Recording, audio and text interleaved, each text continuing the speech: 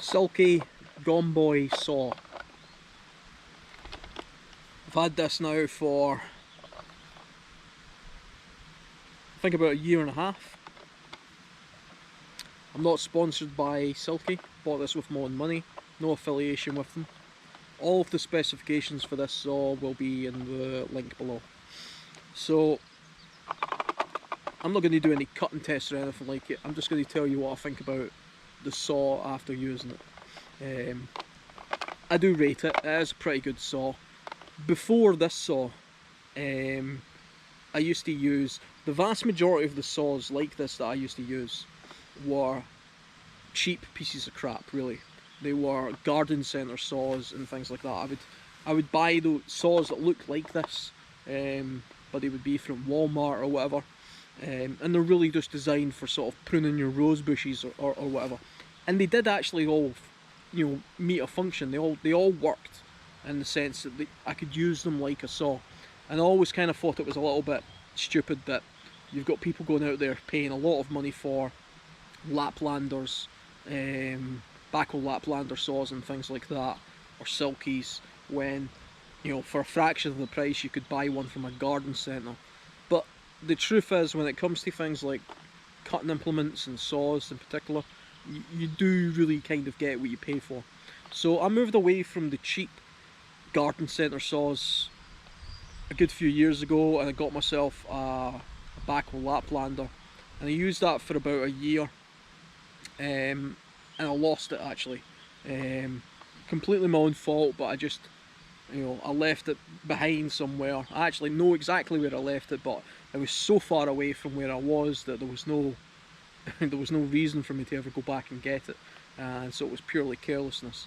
But what that did was, there was always a bit of a contest between the Baco and the Silky saws, and I thought, well, I need a saw anyway, so I'll get myself a Silky one instead. And this is the one I went for. It comes in this plastic case, opens up like this, and here it is. It has this kind of configuration as well, so you can get into a sort of stranger, a strange angled sort of branch, or it has just the normal sort of configuration. Made in Japan, very sticky feeling type rubberized handle, quite a solid construction, very nice lanyard hole with a metal eyelet, and it's, you know, they're excellent saws, they really are. There's so many YouTube videos about these, and so many fanboys of Silky saws or Laplanders, and lots of comparison videos, and people arguing a lot about what they think is the better saw. Personally, I think, you know, like everything, there's pros and cons to most things. This is a more fragile saw than my Baco was, I find. It has a little bit more of a give, it's a little bit larger, and if you use it incorrectly, if you're forcing the cut, you're cutting a piece of wood that's too large, or you know, you're just not paying attention, you're far more likely to snap the blade of this saw than you would be with the Baco Laplander. The handles kind of feel the same. I mean, there's not much of a difference between the two saws. One of them, you know, this only cuts on the pull, not on the push, whereas the Baco is both ways. But I would say that when it comes to actually just cutting wood, the same kind of wood, and I have done this with a friend of mine, still has a Baco Laplander. We have taken a piece of wood, and you know, how easy can you cut the piece of wood with yours, and then how easy can you cut the piece of wood with this? This cuts wood better. There's just, it's not even a matter of opinion, it's just a fact that this saws wood better. it's easier to saw a piece of wood with a silky than it is a Backel Laplander. And as long as you do it correctly, you don't abuse it or misuse it, it's just as sturdy and it's just as solid as any other kind of saw or any other tool. So I haven't really got a lot to say about it. I don't really have too much of a bone in the fight as to which one's better. If you really like Backel Laplanders, then crack on with them. If you're a silky fanboy and you think everything about them is great, then fine. Personally, I've tried both for a few years now, and what I would say is, don't buy the Walmart garden centre saws. Spend the money, buy one of these or a Backel, and get a proper amount of use out of it. It's night and day. A saw like this is, it's not even comparable to something like one of those cheap things that you buy from a garden centre. It's just, I didn't realise just how much of a difference there was until I purchased these kind of saws. Now I can't imagine buying anything other than these kind of saws. They last a very long time.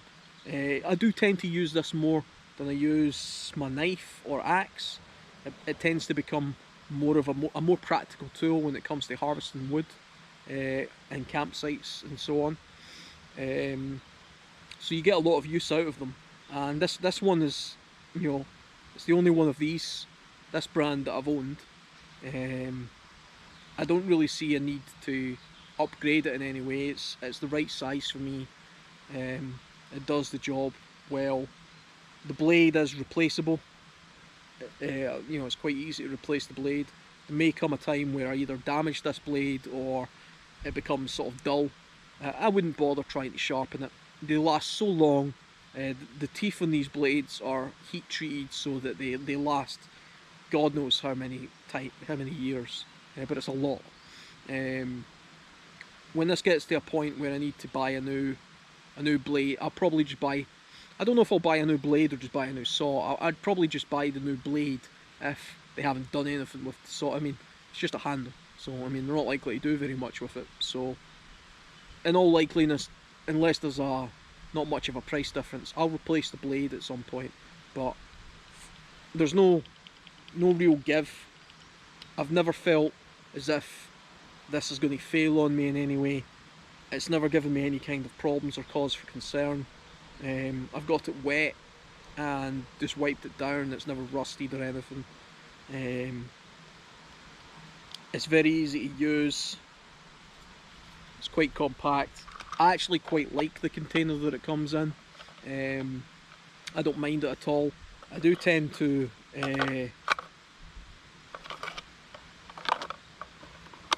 sometimes put napkins in there. I don't like rattling.